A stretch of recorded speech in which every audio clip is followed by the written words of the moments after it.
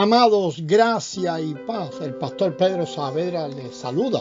Este es el audio número 122 de la serie Etapas hacia la madurez espiritual. Para terminar el asunto de conocer el cuerpo, podemos concluir que al llegar a conocer el cuerpo, podemos estar conscientes del mismo, aunque quizás no sepamos cuándo obtuvimos ese conocimiento. Pero si lo tenemos, lo sabremos. Esto es similar a recuperarse de una enfermedad.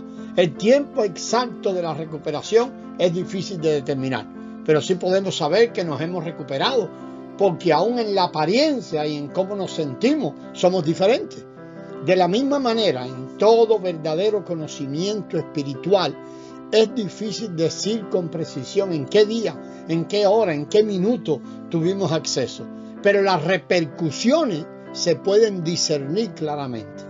Por lo tanto, si alguno tiene un verdadero conocimiento del cuerpo, tarde o temprano expresará las tres pruebas que hemos mencionado. Primero, ya no puede ser individualista. Segundo, puede determinar cuando otros no están en el cuerpo. Tercero, entre hermanos puede conocer claramente, sin ningún esfuerzo especial, el lugar en el cuerpo. Es decir, quién tiene autoridad sobre él y sobre quién él tiene autoridad. O sea, en quién descansa la autoridad de la cabeza. Estos tres puntos son pruebas de que conocemos el cuerpo. Terminado este punto de conocer el cuerpo, tenemos también revisar desde ahora el conocer la ascensión. Esta es otra de las experiencias de vida, conocer la ascensión. Aunque esta lección es bastante profunda, no es difícil de entender. Vamos a mirar varios puntos para repasar el tema. El primero que vamos a mirar es la necesidad de conocer la redención de Cristo. Sí, para conocer la ascensión necesitamos primero conocer la redención de Cristo, porque la ascensión está incluida en la redención. Tocante a la redención de Cristo, muchos creyentes comprenden solamente la crucifixión, su muerte por nosotros. Algunos ven tal vez algo más profundo, se dan cuenta de que la redención de Cristo también incluye la resurrección. Pero si leemos otra vez las Escrituras cuidadosamente y examinamos nuestras experiencias, descubriremos que su redención incluye también la ascensión. Sí, incluye la muerte, la resurrección, y veremos también que incluye la ascensión. La redención de Cristo consta de estas tres principales partes: la muerte, la resurrección y la ascensión. Principales, porque también podemos considerar alguna más. Si alguna de estas partes falta, la redención de Cristo no puede considerarse completa. Y cuando hablamos de otra parte más, podemos hablar de el derramamiento de Cristo como espíritu vivificante también. En estos puntos principales de la redención, y hablando de estos tres que vamos a considerar los básicos, la muerte de Cristo subraya la liberación de los aspectos negativos. Es decir, nos salva de los pecados del mundo, de la carne, de aquello que es natural y de todas las cosas que son incompatibles con Dios. La resurrección recalca la entrada en los aspectos positivos. Esto es, nos introduce en todas las riquezas de la nueva creación, las cuales Dios tiene en Cristo. La ascensión de Cristo es la gloriosa conclusión de su muerte y resurrección. La muerte y resurrección de Cristo no son la conclusión de su redención. Su ascensión sí lo es, y podríamos agregar de la ascensión para ser derramado. No podemos decir que Cristo reposó cuando fue levantado de los muertos. Cristo no reposó en su resurrección ni en su muerte. Él reposó en su ascensión cuando ascendió al trono. La Escritura no dice que el Señor se sentó en resurrección, sino que Él se sentó en los cielos en la ascensión, como leemos en Efesios 2:6. Sentarse significa que la obra ha sido realizada. Por lo tanto, la obra redentora del Señor solo se consideró realizada cuando Él ascendió a los cielos. Más bien ahí se le dio el Espíritu para que Él lo derramara después. Podemos decir que la muerte y la resurrección son solo etapas progresivas de la redención. La ascensión es la etapa final de la redención del Señor. La muerte y resurrección del Señor son la senda que nos lleva a su ascensión. Así que la ascensión es la conclusión de su muerte y resurrección.